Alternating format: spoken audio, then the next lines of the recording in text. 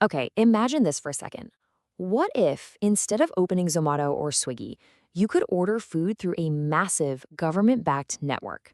A network where pretty much every restaurant and every app are all competing on a level playing field. Well, that's the big idea behind ONDC in India.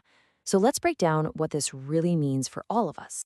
So here's the billion-dollar question, right? Is this thing, ONDC, actually going to destroy the food delivery apps we all use every day? Or will it just quietly become the invisible plumbing that powers everything behind the scenes? That's the huge question we're going to tackle. All right, here's how we're going to get to the bottom of this. First, what even is ONDC? Then we'll look at how the big guys, Zomato and Swiggy, got so powerful. After that, we'll see how ONDC is changing the game, put the two models head to head, and wrap it all up with three big lessons for what's coming next. Okay, first things first. To really get what's happening here, you've got to understand one crucial thing. ONDC is not just another food delivery app. It's not trying to be the next Swiggy. It's something else entirely. So ONDC stands for Open Network for Digital Commerce. And honestly, the best way to wrap your head around it is to think of UPI. You know how UPI totally changed the game for digital payments? Well, ONDC wants to do the exact same thing, but for all of commerce, buying and selling pretty much anything. It's basically an open network that lets everyone, buyers, sellers, delivery folks, all plug into one system using the same set of rules. Yeah, so think of it like this. You don't download ONDC. It is the plumbing, the set of pipes that connects everything together. So your app, maybe it's Paytm, is just one piece. The restaurant system is another piece. And the delivery service? That's a third piece. ONDC is the universal adapter that just makes them all talk to each other. Okay, so now that we know what ONDC is, let's talk about the giants it's challenging. I mean, to really get how big of a deal this is, we have to understand how Zomato and Swiggy built these incredible empires to begin with. How did they become the kings? It's pretty simple, really. These platforms control the entire system. For restaurants, they're the gatekeepers. If you want to get seen, you have to pay them massive commissions. For us, the customers, they hook us with discounts and build habits, which kind of limits our real choices. And for the delivery partners, the platforms control all the logistics and how they get paid. It's a totally closed system, and they own every single piece. And they build these massive advantages, these moats around their castles, using a very specific playbook. We're talking years of burning through cash to get us on board, building these insanely complex delivery networks from scratch, and basically training all of us to open their app without even thinking about it. And all of that, it gave them total control over pricing. So the big question is, how on earth does ONDC even try to compete with that? Well, it's not by building a slicker app. Nope. The strategy is something called unbundling. It's about taking that perfectly controlled system and just blowing it apart into separate pieces. See, in the ONDC world, everything is separate. So you might use one app, let's say Paytm, just to find a restaurant.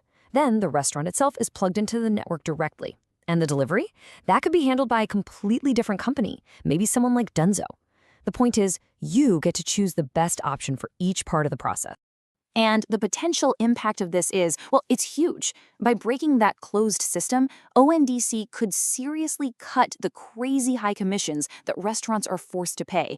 That's probably the single biggest change. It also creates real competition, which should mean better prices for us. And finally, it forces the big guys to actually compete on making a great product, not just on being the only game in town. Now, this all sounds pretty amazing, right? Like a perfect solution. But let's get real for a second. Is an open network like this a magic bullet that fixes everything?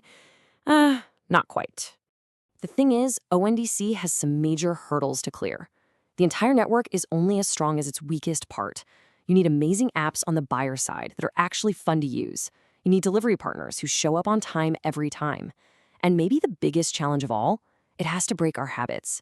Because let's be honest, if the ONDC experience is clunky or unreliable, we're all just going to go straight back to what we know, even if it costs a few bucks more.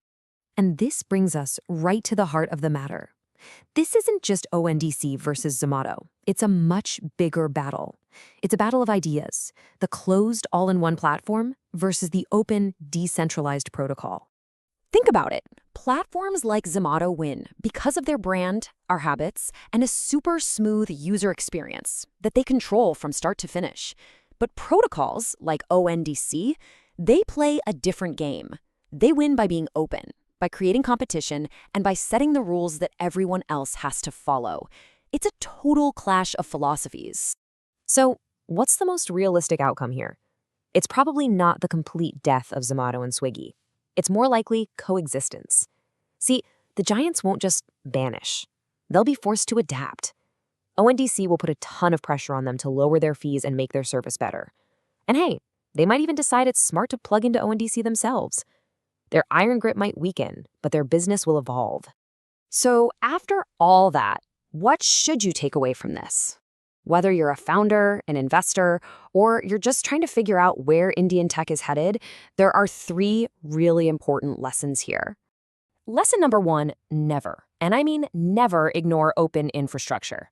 Just look at what UPI did to payments. It completely rewrote the rules and squeezed margins for everyone. ONDC could do the same for commerce. Sometimes the most powerful competitor doesn't have a cool app or a fancy logo. Sometimes it's just a set of rules. Lesson number 2 is a big one. Any moat or business advantage that's based only on owning the customer is way more fragile than you think. Once the core pieces like discovery and delivery get broken apart, you can't win just by locking people in. You have to win by providing real value, a better experience, better service. Your brand needs to stand for more than just being the default option. And lesson number 3, this is a game changer. Sometimes the biggest disruptor in a market isn't a startup with a hoodie-wearing founder. Sometimes it's a protocol backed by the state. We're in an era where regulators can basically become founders themselves, building the infrastructure that everyone else will build on top of. And that can change an entire industry literally overnight. Now, if you want to really dig into all this, I've put all the key frameworks and charts from this breakdown into a downloadable slide deck and a super simple one-page infographic. The links are right down there in the description. But hey, before you go grab those, stick around for this final thought, because it really ties everything together. Here's what it all boils down to. The founders and investors who are going to win in 2025 and beyond, they're going to be the ones who understand these new rules of the game early. It's not about platforms dying, it's about the entire game changing. All right, so if this explainer helped you get a clearer picture of the whole ONDC situation, do me a favor and hit that like button and subscribe to Finologix. And definitely ring that bell icon so you don't miss our next deep dive.